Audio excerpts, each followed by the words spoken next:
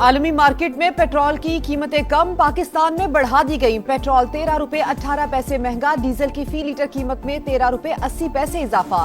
Petrol کی نئی قیمت 310 روپے 71 پیسے ہو گئی۔ ہائی سپیڈ ڈیزل 323 روپے 30 پیسے لیٹر فروخت ہوگا۔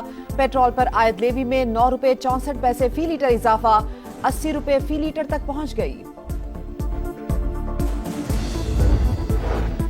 ایران امریکہ کشیدگی انتہائی تشویشناک، فریقین اسلام آباد مفاہمتی یادداشت کے تحت باہمی وعدوں کی پاسداری یقینی بنائے۔ وزیر اعظم شہباز شریف ایرانی صدر مسعود پزشکیان سے رابطہ، فریقین پر خطے میں پائیدار امن و استحکام کی فوری بحالی کے اقدامات پر زور۔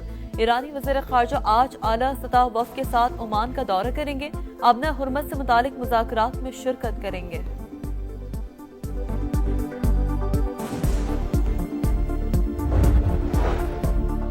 ایران کو 1000 میزائل سے نشانہ بنانے کے لیے تیار ہے، مجھے قتل کیا یا کوشش بھی کی تو سنگین نتائج برآمد ہوں گے۔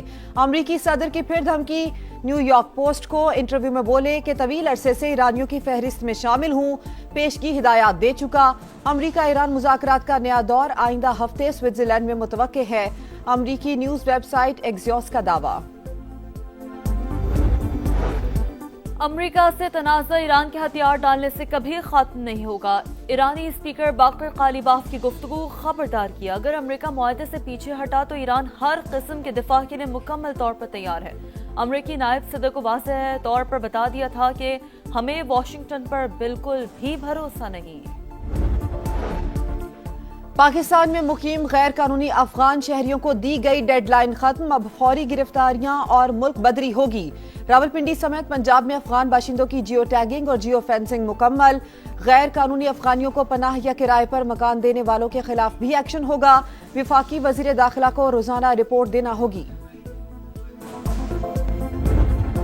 امریکی صدر ڈونلڈ ٹرمپ کا سعودی ولی عہد شہزادہ محمد بن سلمان سے رابطہ، مشرق وسطیٰ کی صورتحال اور علاقائی استحکام سے متعلق امور پر بات چیت ہوئی۔ امریکہ اور ایران کے درمیان ہونے والی بات چیت پر بھی تبادلہ خیال کیا گیا۔ وزیر خارجہ مارکو روبیو کی سعودی ہم منصب سے ٹیلی فونک گفتگو، علاقائی سلامتی اور استحکام پر گفتگو۔ ایکزیوس کے مطابق ٹرمپ انتظامیہ چاہتی ہے کہ ایران ایک بیان جاری کرے، وہ دنیا کو بتائے کہ آبنۂ ہرمز کھلی اور بحری آمد و رفت جاری ہے۔ امید ہے تہران آج عمان میں ہونے والے اجلاس کے بعد باضابطہ بیان جاری کر دے گا، ایسا نہ ہوا تو اسے سخت نتائج کا سامنا کرنا پڑے گا۔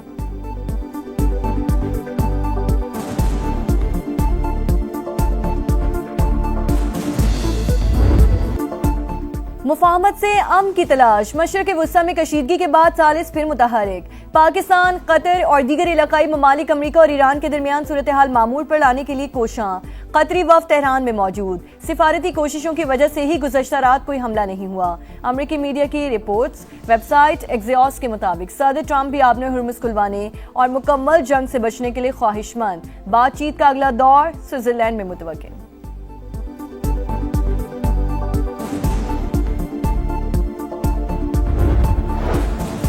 ایران کے نیوکلیئر پروگرام سے متعلق سیکیورٹی کونسل کا اجلاس، پاکستانی مندوب عاصم افتخار کا حالیہ کشیدگی پر شدید تشویش کا اظہار، فریقین سے تحمل کا مظاہرہ کرنے اور اسلام آباد ایم او یو کے تحت وعدے پورے کرنے پر زور۔ کہا اسلام آباد مفاہمتی یادداشت تنازعات کے حل کا روڈ میپ فراہم کرتی ہے، پاکستان اپنے پارٹنرز کے ساتھ مل کر کشیدگی کم کرنے کے لیے کوشاں ہے، نیوکلیئر تنازع سفارتکاری کے ذریعے حل کرنے کی ہدایت۔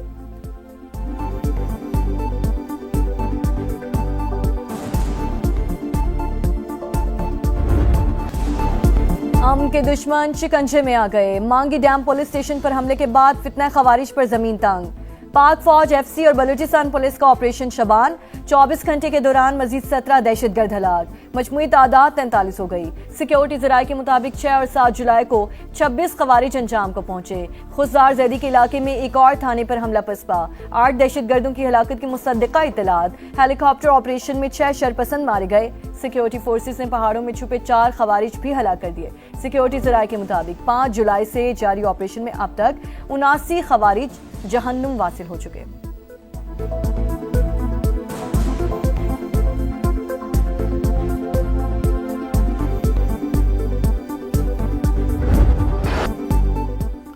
نسلہ ٹاور گرانے کا فیصلہ عدالتی اختیار سے تجاوز تھا، وفاقی آئینی عدالت نے کراچی میں غیر قانونی تعمیرات مسمار کرنے کا سپریم کورٹ کا حکم واپس کر دیا۔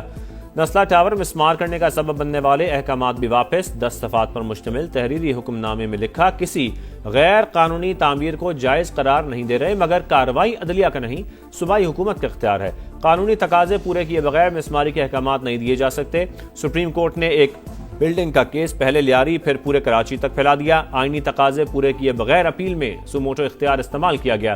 صرف ایس بی سی اے کی رپورٹ پر تعمیرات مسمار کرنے کا نہیں کہا جا سکتا۔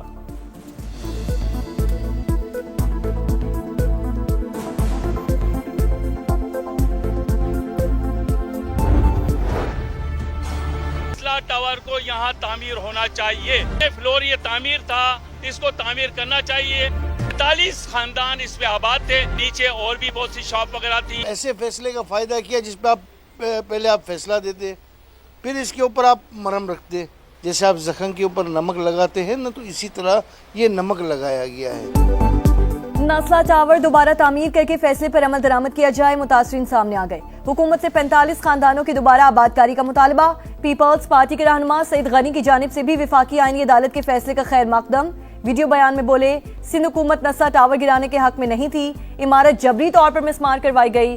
چیئرمین آباد نے بھی فیصلہ خوشائند قرار دے دیا، کہا وفاق اور صوبائی حکومت کے ساتھ جسٹس ریٹائرڈ گلزار بھی معاوضے کی ادائیگی کے لیے حصہ ڈالیں۔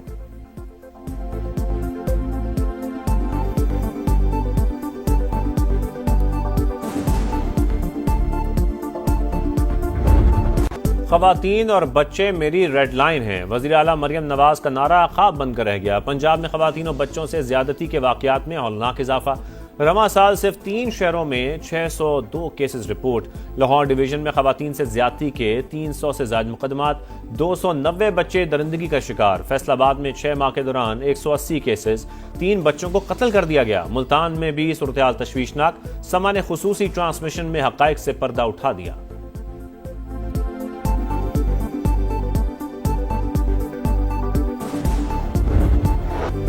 ستھرا پنجاب مہم پر سوالیہ نشان۔ فیصل آباد میں صفائی کے ناقص انتظامات، کئی علاقوں میں کچرے کے ڈھیر، سینکڑوں ویسٹ ورکرز 2 ماہ کی تنخواہوں سے محروم۔ ملتان میں نشتر روڈ کی تعمیر کا منصوبہ سست روی کا شکار، سڑک پر گڑھے، ایمبولینسز کا گزرنا بھی مشکل۔ گوجرانوالوں میں ماس ٹرانزٹ بس منصوبہ شہریوں کے لیے زحمت بن گیا۔ ترقیاتی کام میں پیش رفت نہ ہونے کے باعث ٹریفک جام اور حادثات معمول۔ بہاولپور میں سیوریج کا گندا پانی سینٹرل لائبریری پارک میں جمع۔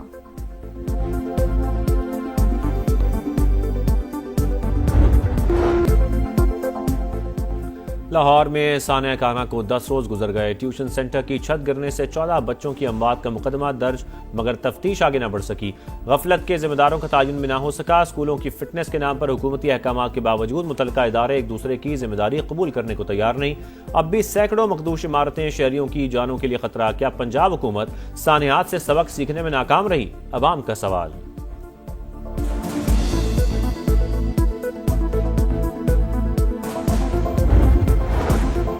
ڈیرہ اسماعیل خان میں ناخوش بیٹوں کے ہاتھوں والد کو رسی اور زنجیر سے جکڑنے کا واقعہ۔ پولیس نے 5 روز بعد اللہ یار کو آزاد کرا لیا۔ حکام کے مطابق بیٹے اپنے والد سے اراضی زبردستی اپنے نام منتقل کرانا چاہتے تھے۔ کراچی کے گل پلازا میں آتش زدگی کی دوبارہ تحقیقات کا حکم۔ آگ لگنے کی وجوہات اور ذمہ داروں کا تعین کیا جائے گا۔ ایڈیشنل آئی جی آزاد خان کی سربراہی میں اہم اجلاس۔ ڈی ایس پی گارڈن کو نیا انکوائری افسر مقرر کر دیا گیا۔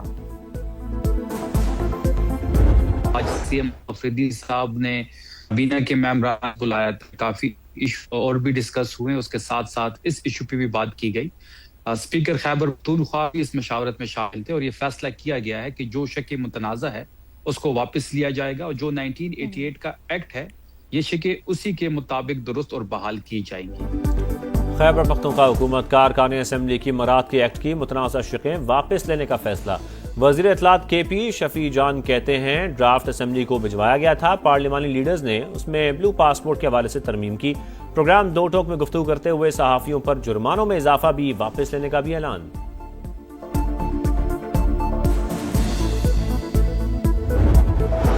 سینٹ قائمہ کمیٹی داخلہ کا اجلاس۔ چیئرمین ایف بی آر کی عدم شرکت پر برہمی کا اظہار۔ آئندہ حاضری یقینی بنانے کی ہدایت۔ اراکین پارلیمنٹ سیلری اینڈ الاؤنسز ترمیمی بل کی متفقہ منظوری۔ پارلیمنٹیرینز کے 28 سال سے کم عمر بچوں کو بلو پاسپورٹ کے اجراء کی سفارش۔ 2-4 بچوں کو پاسپورٹ مل جائے تو کوئی مسئلہ نہیں ہوگا، سینیٹر عبدالقادر کا موقف۔